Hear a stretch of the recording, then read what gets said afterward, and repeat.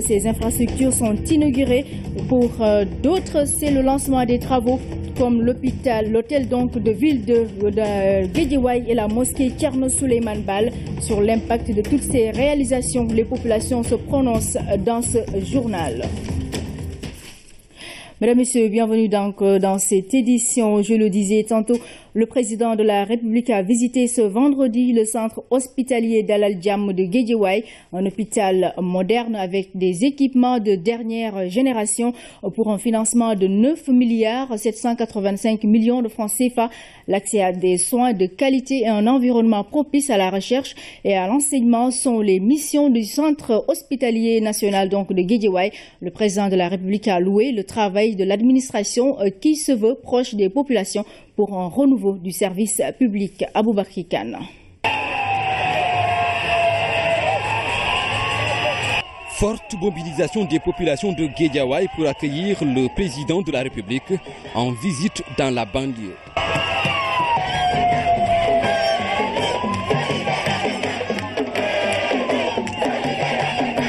Au premier rang, les habitants de la commune de Golf qui abrite le centre hospitalier d'Al Djam.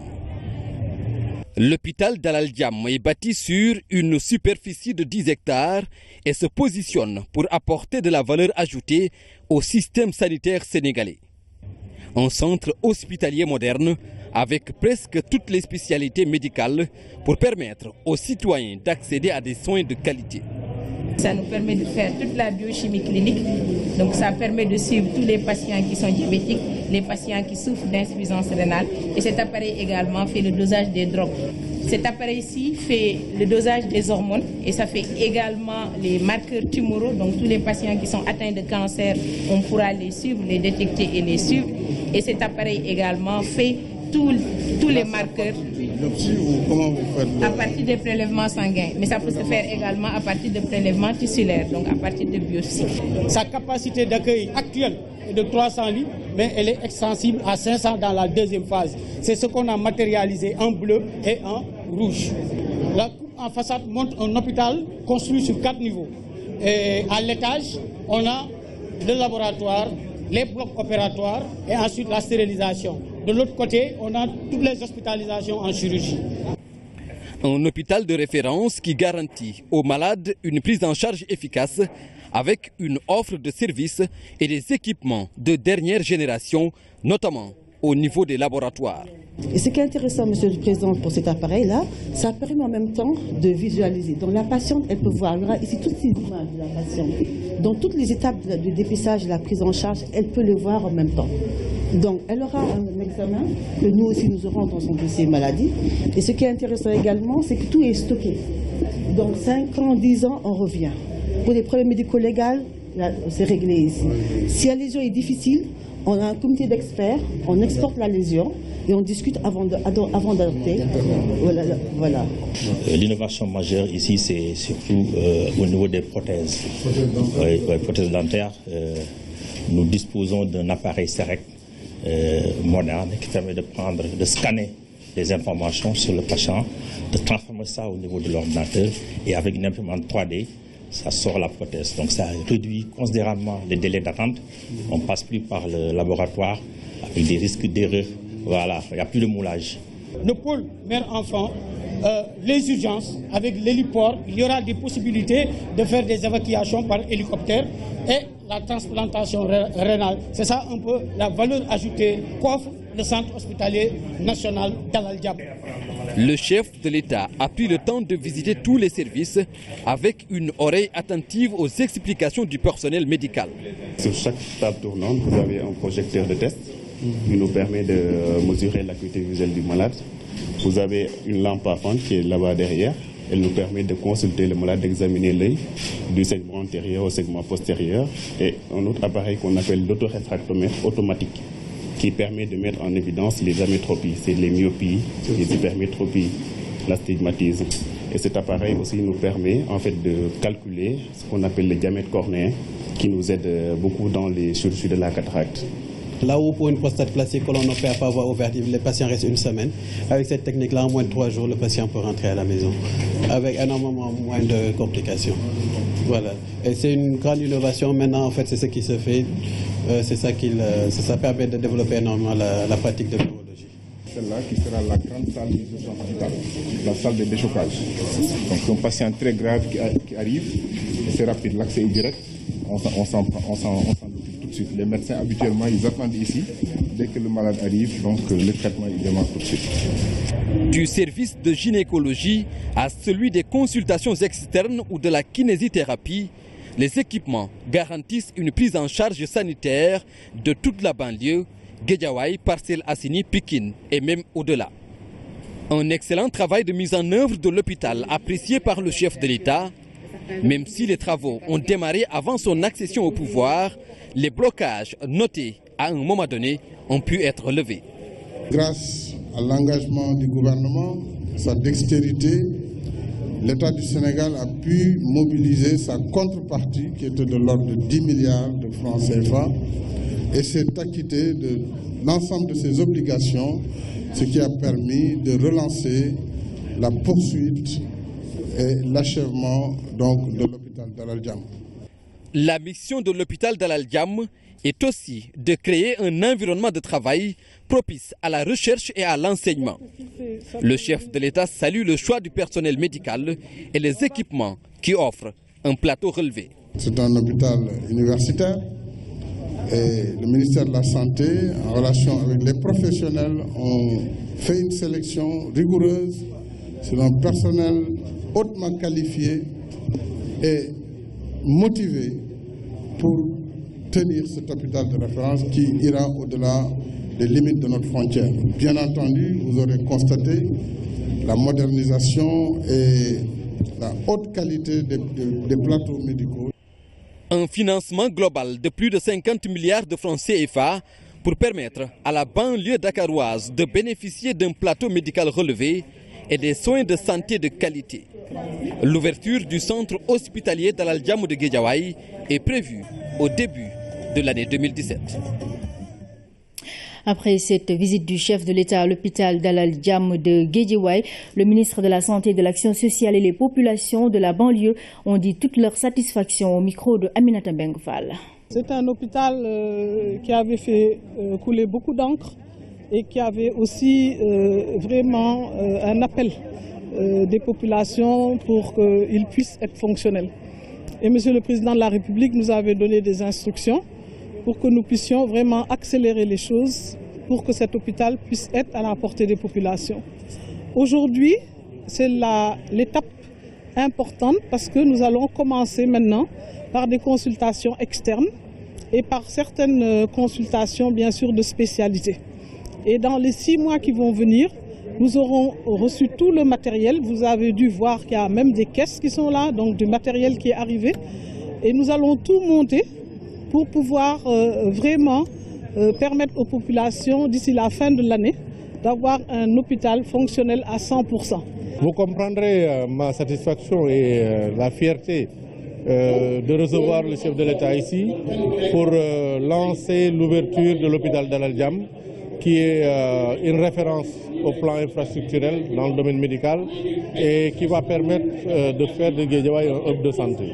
C'est de gaieté de cœur que nous l'accueillons, d'autant plus qu'en 2012, quand il menait sa campagne, qu'il est arrivé à Guédiawaye, on lui avait dit qu'il serait président et qu'il viendrait inaugurer, parce que j'étais le maire à cette époque aussi, qu'il viendrait inaugurer avec le maire ce bijou que les populations de Guédiawaye attendent avec impatience, parce que c'est un hôpital en tout cas qui fait notre fierté.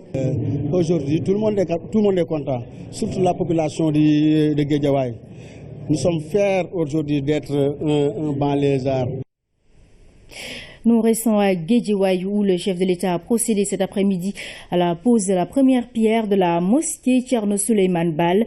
Il s'agit d'un complexe islamique d'une capacité de 2300 places pour un montant de près d'1 milliard de francs CFA. L'acte posé par le président de la République est précédé de la prière du vendredi à laquelle le chef de l'État Macky Sall a pris part à Guédiawaye. Reportage Oumar Nying.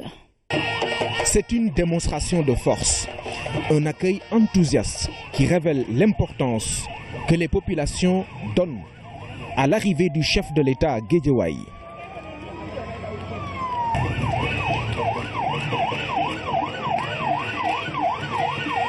À juste raison, puisque le président Macky Sall vient poser un acte significatif ici, à la grande mosquée de la ville.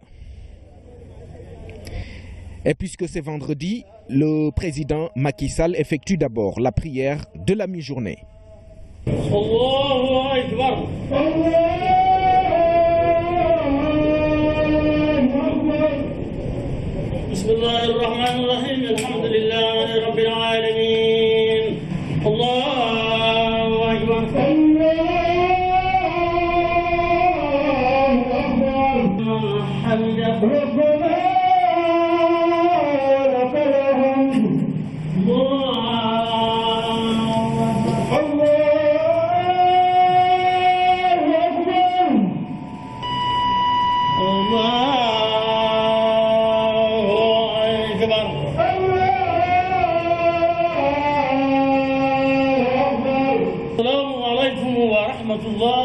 Assalamu alaikum wa rahmatullah.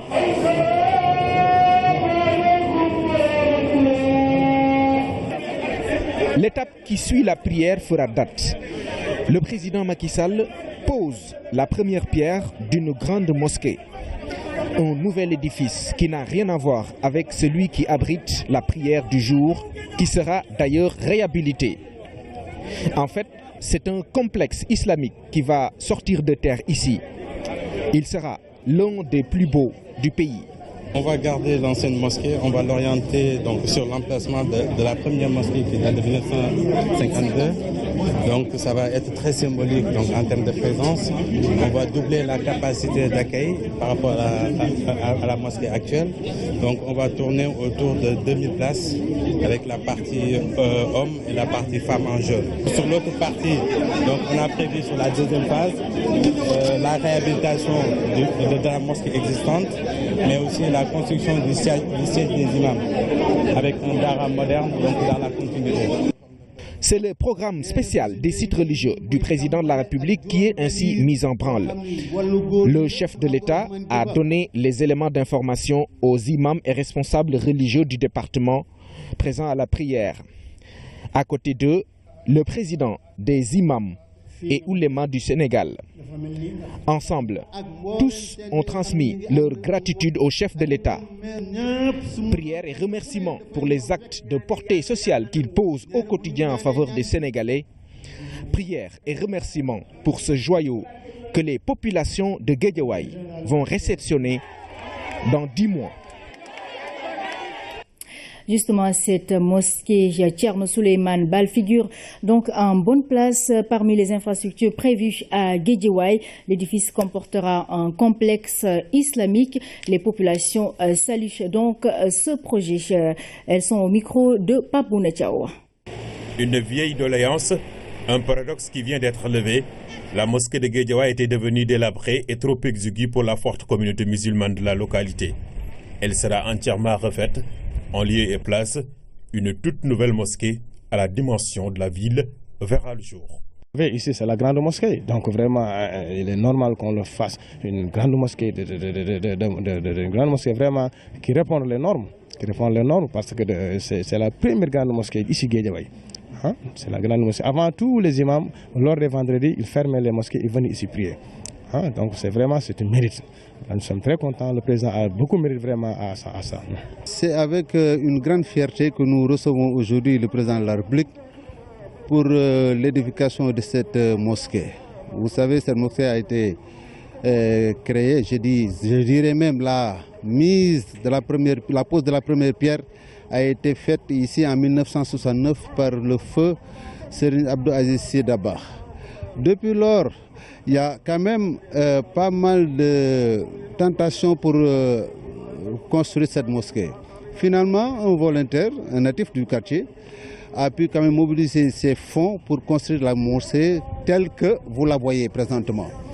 Si aujourd'hui le président de la République, n'est-ce pas, nous fait la promesse de venir construire une nouvelle mosquée beaucoup plus grande, beaucoup plus édifiante et tout ça, donc ça nous fera que plaisir. Dieu a fait qu'on vient d'avoir un projet de l'État qui va construire une grande mosquée avec tout ce qu'il y a dans une mosquée et tout ce qu'il faut dans une mosquée. Voilà, avec un budget qui environne presque 900 millions. Donc je ne peux dire que Alhamdulillah, et je remercie Dieu.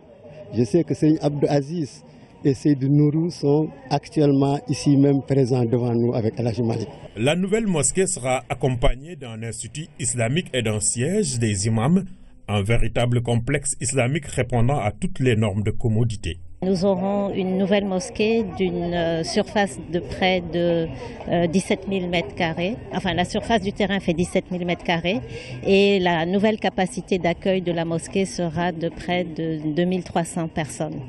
Voilà, donc c'est un programme qui tient à cœur au chef de l'État et il vient dans la droite ligne de l'ensemble du programme des sites religieux. Les travaux devraient durer juste 10 mois. L'édifice portera le nom d'un illustre érudit de l'islam, Thierno Souleymane. Voilà, nous restons à Guédiawaye où le chef de l'État a procédé cet après-midi également au lancement des travaux du nouvel hôtel de ville donc de Guédiawaye. Mais en attendant, on vous présente les caractéristiques de cette infrastructure avant de revenir sur le lancement des travaux donc avec le chef de l'État avant la fin de ce journal. Les caractéristiques de l'infrastructure sont présentées ici par Ibrahim Ndonga. Voici le socle sur lequel se dressera l'hôtel de ville de Guédiawaye. Et déjà, la maquette fait rêver. Une architecture qui a fière allure, le bâtiment bénéficiera de toutes les commodités nécessaires.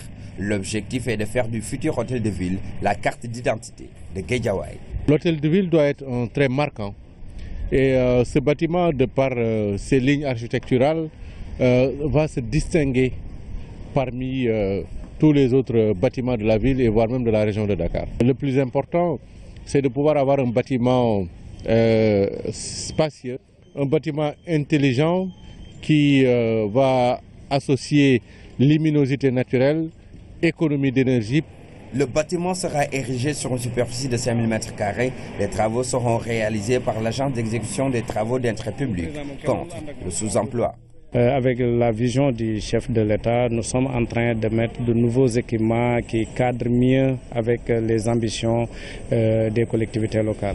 Pour ce grand bâtiment de l'hôtel de ville, c'est un bâtiment très fonctionnel avec une grande salle de délibération qui n'est pas intégrée dans le bâtiment principal.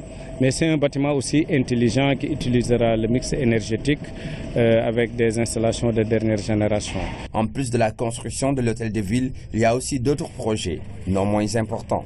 La salle de spectacle qui va être une salle de 1200 places, qui va être, après le Grand Théâtre, le deuxième temple de la culture dans la région de Dakar.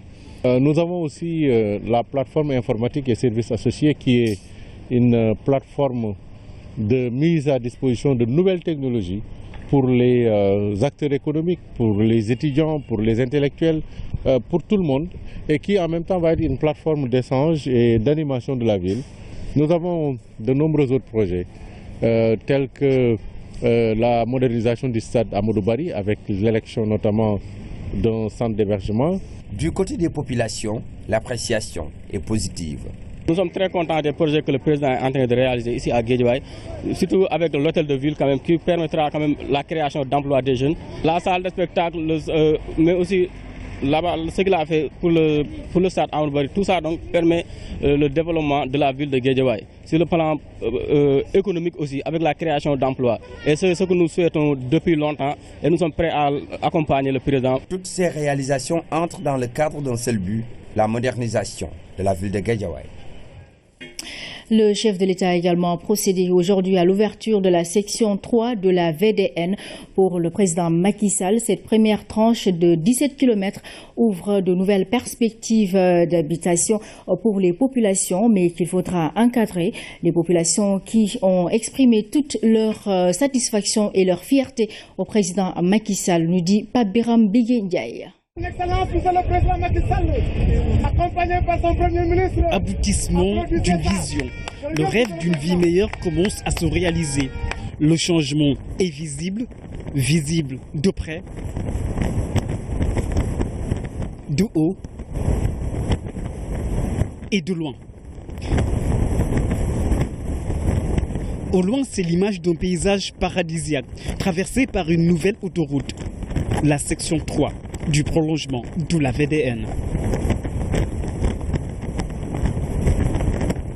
La première section que vous voyez en bleu comme ça, c'est de Bourguiba jusqu'au 6S.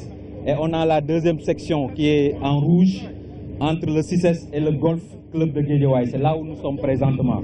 Et on a la troisième section entre le Golf Club de Guédiawaye et Tivaouane Peulh. C'est ce qui est matérialisé ici en mauve.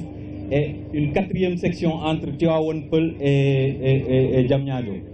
Là, nous sommes au début de la troisième section qui vient d'être achevée. Donc c'est un tronçon qui s'étend sur 17 km à partir du Golf Club de Guédiawaye, là où nous sommes, jusqu'à Tivaouane Peulh. À Tivaouane Peulh, on est à 15 km, de Diamniadio. Et à partir de ce même Tivaouane Peulh, on est à 160 km de Saint-Louis. Sur 17 km, la section 3 du prolongement de la VDN à fière allure. Elle est accessible avec 6 bretelles qui permettent d'y accéder, quelle que soit la provenance. On a 2 fois 2 voies, donc on a 2 voies par sens de circulation. Nous avons réalisé sur les sections urbaines une bande cyclable et des aires de promenade, en plus des trottoirs. La particularité de ce projet-là, c'est qu'on a des ouvrages spécifiques qui sont prévus au niveau de ce projet. On va réaliser un viaduc de près d'1 km de portée et un ouvrage spécifique en bowstring pour traverser la zone de l'esplanade du mausolée de Cambérène. Ça, c'est pour ne pas gêner la vue quand on est au niveau du mausolée et pour permettre aux pèlerins de pouvoir se mouvoir facilement sous l'ouvrage. Cette autoroute en 2 fois 2 voies constitue l'épine dorsale d'un nouveau schéma de réseau routier qui désenclave totalement la banlieue de Dakar. Elle sera protégée par un écosystème dense et c'est l'affaire des services des eaux et forêts. Nous avons démarré une plantation de filao. Et aujourd'hui, nous allons planter entre l'autoroute et la mer, donc on est un peu plus proche de la mer. C'est pourquoi nous avons fait 2 tests. À ce niveau, nous avons planté 400 plants de filao. Et à l'entrée de Pikine, 2000 plants ont été mis sous terre. Cette première partie d'une réalisation de haute facture a fait des heureux. Les populations riveraines ont tenu à exprimer au président de la République Macky Sall toute leur satisfaction.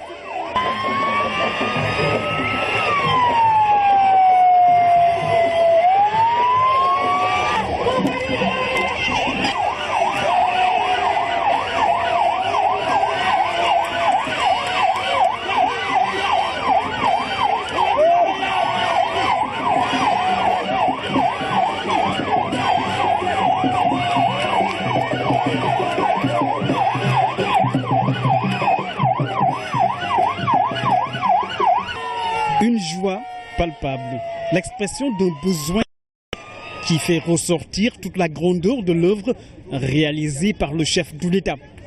Le président Macky Sall ouvre de nouvelles perspectives. L'avènement de la VDN section 3 va ouvrir de nouvelles perspectives, va donner également du foncier nouveau. Et ce foncier doit être encadré pour ne pas retomber dans les mêmes travers et donc réserver des zones à aménager pour des activités dédiées, ouvrir des zones d'habitation, mais dans une harmonie urbanistique. Ça, il va falloir que l'État travaille avec les communes et les collectivités de façon générale pour améliorer notre cadre de vie. La marche vers le progrès est lancée dans l'ère du temps de l'action. Ici, l'émergence, c'est maintenant. Voilà, l'ouverture de la VDN 3 à la circulation suscite un réel espoir chez les populations de Guédiawaye et environ. Quelques heures avant son inauguration donc par le chef de l'État, la rédaction du journal télévisé était sur le terrain pour donner la parole aux riverains et usagers. C'est un reportage de Mamadou Samabo. Cette route apporte le développement. La considération est sur toutes les lèvres ici à Guédiawaye. Riverains et usagers de la VDN 3 en listent les avantages. Ici, il y a toujours eu des filaos et des animaux sauvages. Il y avait beaucoup d'agressions et de vols. Maintenant, c'est tout le contraire. On peut se promener en paix jusqu'à Tivaouane Peulh. Vu l'intérêt que les gens portent maintenant au quartier, les prix des terrains ont grimpé, donc ça donne plus de valeur au quartier. Plus loin, au pied de l'échangeur Malibu, du nom de cette plage voisine, Nafissa procède à une prise de photo de l'édifice. C'est pour le montrer à ma soeur. Elle était là, mais elle a voyagé. C'est pour le montrer comment ça a changé. 2 heures à l'école. Si pour Nafissatou, c'est la valorisation du cadre de vie qui compte, Ahmadou Wagne, lui, a un besoin spécifique qui trouve satisfaction dans les bretelles reliant son quartier à la VDN. Cette route-là, c'est une très bonne route pour tout le monde. Ouais. Avant, c'est très difficile pour aller à la plage, pour aller à la mer. Mais pour les handicapés, moi toujours je parle pour les handicapés. Si je veux aller à la plage, je vais faire mes sports, aller pour promener un petit peu, pour prendre de l'air. Après, je retourne tranquillement. Personne ne m'aide pas. Comme je veux. Ça, c'est Dieu merci, vraiment. La VDN 3 n'est pas qu'une autoroute. Avec la bande des Filao d'un côté et le bord de mer de l'autre, la voie de dégagement nord offre l'image d'un musée écologique. Elle combine circulation et loisirs. On y roule avec un accompagnant jovial, le très beau paysage de la bande côtière. Et puis retour sur les réactions des populations juste après la visite du chef de l'État au centre hospitalier d'Al Djam de Guédiawaye. Cet hôpital de niveau 3 qui polarise Guédiawaye, Pikine et Parcelles Assainies. Et les Parcelles Assainies donc, pour les populations de ces localités, l'ouverture de ce joyau va leur permettre de ne plus se déplacer vers Dakar pour se soigner. Elle pousse un ouf de soulagement et remercie le président Macky Sall. C'est un reportage de Aminata Mbengfal. L'hôpital d'Al Djam est une structure sanitaire de niveau 3. Il polarise essentiellement les populations de Guédiawaye, Pikine et les Parcelles Assainies, un joyau que les populations apprécient à sa juste valeur. Je pense que ça va régler pas mal de choses sur le plan de la santé et tout ça. L'hôpital principal c'est déjà loin, le Dantec également. Dès lors qu'on implante ici ce joyau-là, ça permettra au moins de régler pas mal de problèmes. Nous sommes très contentes. Avant, on allait à l'hôpital de Dantec. J'habite à Cambérène 2. Maintenant, je pourrais me soigner ici en cas de maladie. Pour les autorités coutumières de la banlieue, l'hôpital d'Al Djam fait aujourd'hui la fierté de tous les habitants. Vraiment, nous sommes très fiers de ces grands projets, n'est-ce pas, qui sont réalisés au niveau de la banlieue. On est très heureux. Oui, c'est un hôpital de niveau 4, n'est-ce pas? On nous a dit qu'il n'y en a que 3 en Afrique, un au Maroc et un en Afrique du Sud. Vraiment, Guédiawaye et la ville est très heureuse, n'est-ce pas? Les populations sont heureuses d'avoir ce bijou. Maintenant, on va plus se déplacer. On va économiser nos frais de transport pour venir directement à côté. Avec l'ouverture de cet hôpital, l'espoir de trouver du travail renaît chez une bonne partie de la jeunesse. Dans la banlieue, il y a des infirmiers, des sages-femmes, entre autres, qui n'ont pas encore de travail. C'est l'occasion de déposer leur dossier.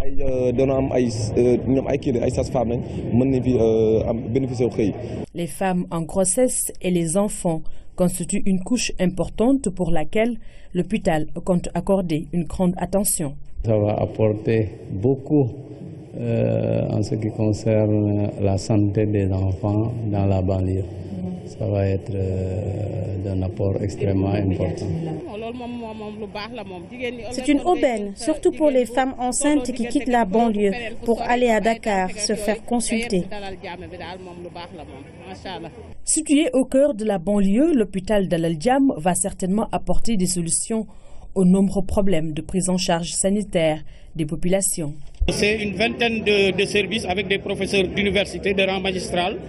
Et également toutes les disciplines. On met le focus sur le traitement du cancer, sur le pôle mère-enfant et sur la prise en charge des urgences. D'ici 6 mois, l'hôpital va monter en puissance et être au maximum de ses capacités. Ainsi, toutes les pathologies pourront être prises en charge au grand bonheur des populations. La banlieue de Dakar, donc toujours à l'honneur dans le cadre du Conseil des ministres délocalisé. Le chef de l'État a également procédé cet après-midi à l'inauguration du site de recasement de Keur Massar Tivaouane Peulh.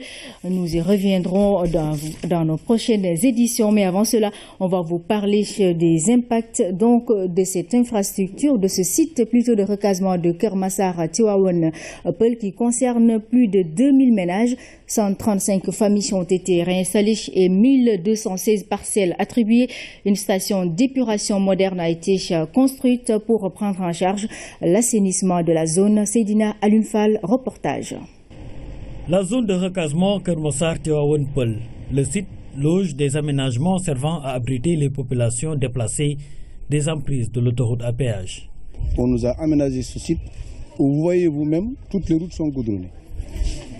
L'éclairage public existe. L'eau et l'électricité sont là dans les domiciles. Il y a les infrastructures socio-collectives qui sont mises à la disposition des populations. Et ce centre socio-collectif qui permet à nos dames, à nos enfants, d'avoir la formation. Les personnes qui sont impactées par ces projets, qu'ils soient autoroutiers, qu'ils soient d'aménagement d'infrastructures classiques, ces personnes doivent être accompagnées. Parce que du fait de l'impact, elles sont impactées par les emprises qu'elles avaient au départ et aussi les impenses qu'elles ont déjà investies. Et emprise et impense, c'est encore dans une dynamique technique et financière. Mais c'est aussi important de reloger ces populations pour qu'ils puissent garder le même niveau d'accès aux équipements sociaux collectifs. Le projet a coûté 36,5 milliards CFA. Nous avons 2000 parcelles, à savoir 150 mètres carrés par parcelle. À date, nous avons attribué 1216 parcelles. Nous avons 374 personnes qui sont installées avec des habitations. Mais c'est pourquoi on leur a donné des équipements socio-collectifs, à savoir 2 écoles primaires. D'ailleurs, au niveau de ces écoles primaires, nous comptabilisons 507 élèves. Nous avons aussi 2 centres de santé, une mosquée, un marché, des terrains de football et de basketball et aussi un collège. Au niveau du collège, nous comptabilisons 600 personnes. La station d'épuration de la zone de recasement Keur Massar Tivaouane Peulh permet de prendre en charge l'assainissement du site. Nous avons installé ici la station d'épuration la plus moderne de l'Afrique de l'Ouest. C'est une station d'épuration qui collecte l'ensemble des eaux usées de la zone, mais aussi qui a une capacité de 30 000 familles. C'est dire que nous avons imaginé, pendant la conception de cette station d'épuration, les possibilités d'évolution de cette zone. Et donc, cette station d'épuration qui fonctionne aujourd'hui, on n'a pas connu des cas d'inondation pour la zone. Elle est installée à 2 km d'ici, l'eau est entièrement traitée. C'est un site qui il fait extrêmement bon vivre ici. C'est le paradis sur terre. Nous sommes déjà dans le Sénégal émergent. Ça, on est déjà arrivé. En avril 2014, le président de la République avait instruit à l'APIX de prendre en charge de manière efficiente la dimension sociale dans la mise en œuvre des travaux.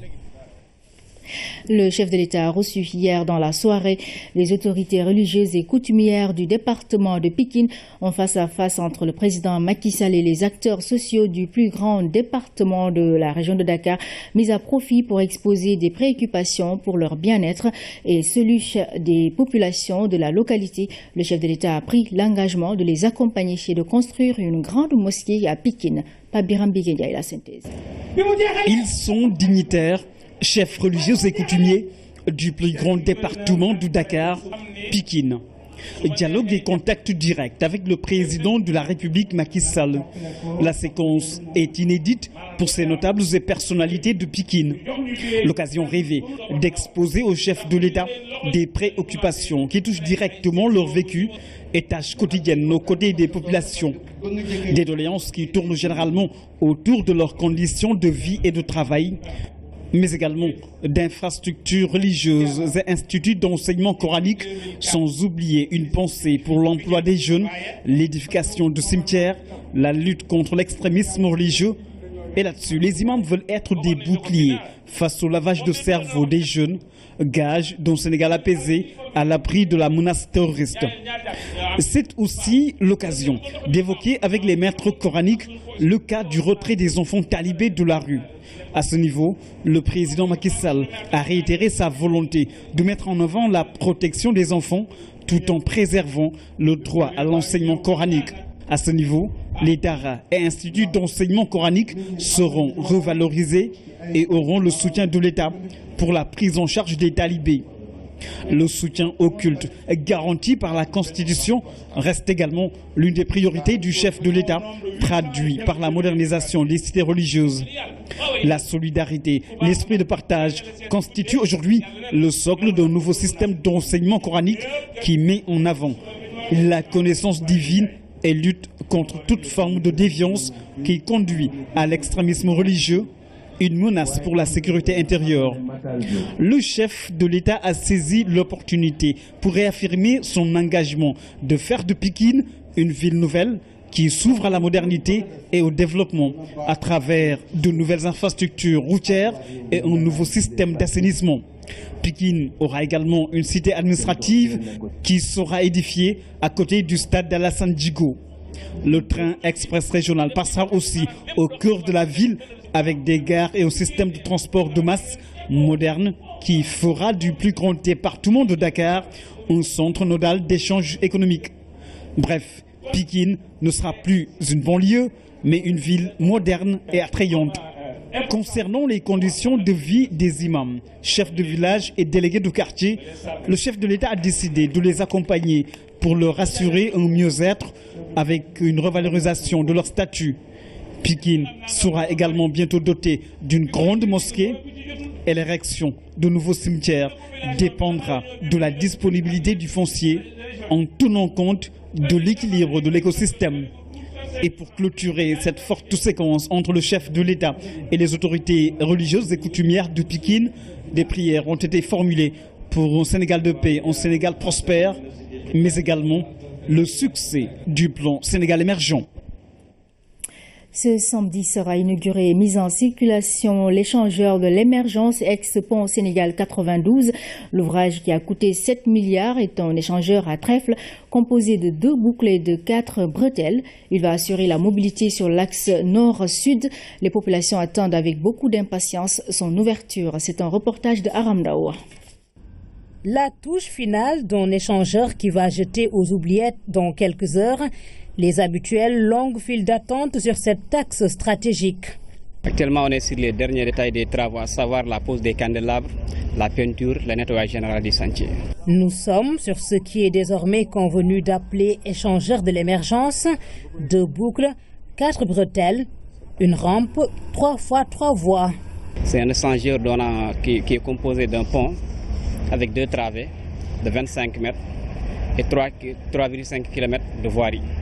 Ces voiries, il y a la route des Niayes, la rampe d'accès pour la route des Niayes et les boucles et les bretelles. C'est un échangeur à trèfle où toutes les directions sont autorisées. L'échangeur va desservir la Patte d'Oie, les Parcelles Assainies, Golfe, Guédiawaye, Cambérène, bref, le grand axe nord-sud. Nous avons vu que c'est vraiment un ouvrage moderne, c'est joyeux, un bijou, disons, donc, que le président a offert aux populations de Dakar. Nous nous en félicitons et nous sommes très satisfaits du travail que le président est en train de réaliser. Et déjà, vous avez constaté qu'il n'y a même pas de fil, qu'il n'y a aucun embouteillage. Ça constitue vraiment une aubaine pour les populations donc de Grand Yoff, des Parcelles Assainies, de la Patte d'Oie et même de la banlieue, disons pour le Sénégal. Pour nous habitants des Parcelles Assainies, notamment ici à Unité 25, nous sommes très fiers d'abord de ce grand projet de l'État. Je crois que les populations également en feront bon usage parce que c'est des travaux qui ont un peu duré, mais aussi qui ont valu à l'État du Sénégal, si je ne me trompe, beaucoup de dépenses. 7 milliards de francs CFA, c'est ce qu'a coûté le joyau, un ouvrage moderne qui garantit une meilleure mobilité dans ce Dakar où la circulation est constamment dense. Habitants, automobilistes, piétons, tous s'approprient le projet. C'est joli, de parfait. Cela va vraiment rendre fluide le trafic par ici. On voit que c'est bien fait. Ça promet d'être très joli. Le pont Sénégal 92 a fait son temps. 24 ans après, il fait place nette à une